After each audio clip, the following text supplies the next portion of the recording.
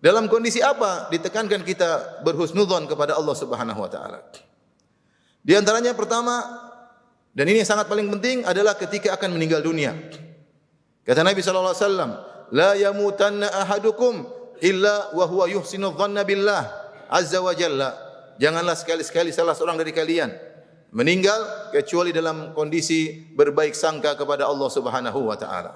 Jangan sampai seorang akan meninggal dia berburuk sangka kepada Allah Subhanahu wa taala. Itu adalah saat-saat kritis, maka dia berbaik sangka kepada Allah. Yakin bahwasanya Allah Subhanahu wa taala Maha Pengampun, Maha Penyayang. Dia bertaubat di penghujung hayatnya dengan berbaik sangka kepada Allah Subhanahu wa taala. Jangan berburuk sangka kepada Allah Subhanahu wa taala. Kemudian kondisi yang berikutnya ketika bertaubat kepada Allah Subhanahu wa taala. Dia berbaik sangka bahwasanya Allah menerima taubatnya. Alam ya'lamu anna Allah huwa yaqbalu taubatan ibadih. Tidakkah mereka mengetahui bahwasanya dialah Allah yang menerima taubat dari hamba-hambanya. Dalam suatu hadis di mana seorang melakukan dosa kemudian dia bertaubat. Allah berkata, "Adnaba 'abdi dzamban, faqala rabbi ighfirli." Hambaku berbuat dosa. Kemudian dia berkata, "Ya Allah, ampuni aku." Allah berkata, "Alima 'abdi anna lahu rabban yaghfiru dzam wa ya'khudhu bidzam." Hambaku yang berdosa tadi mengetahui dia punya Tuhan yang Maha mengampuni dosa dan juga bisa menyiksa karena dosa. Ghafartu lahu, maka aku ampuni dia.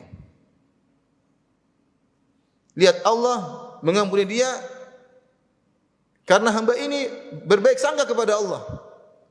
Allah mengatakan, "Alima 'abdi anna lahu rabban yaghfiru dzam."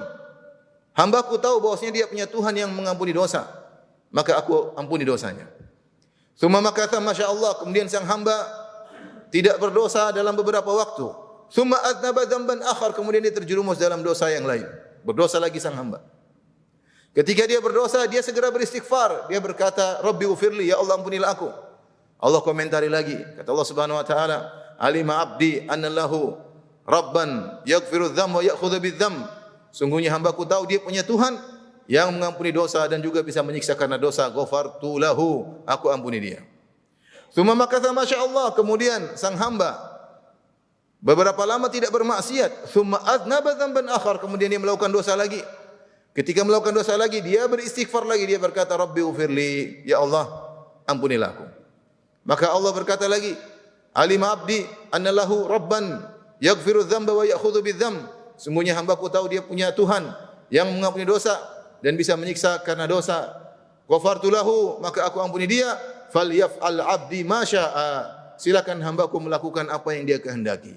Artinya Allah mengatakan jika sang hamba berdosa, kemudian dia bertobat, dia berdosa, dia bertobat, dia berdosa, dia bertobat, Allah akan senantiasa mengampuni dia selama dia berbaik sangka kepada Allah Subhanahu wa taala.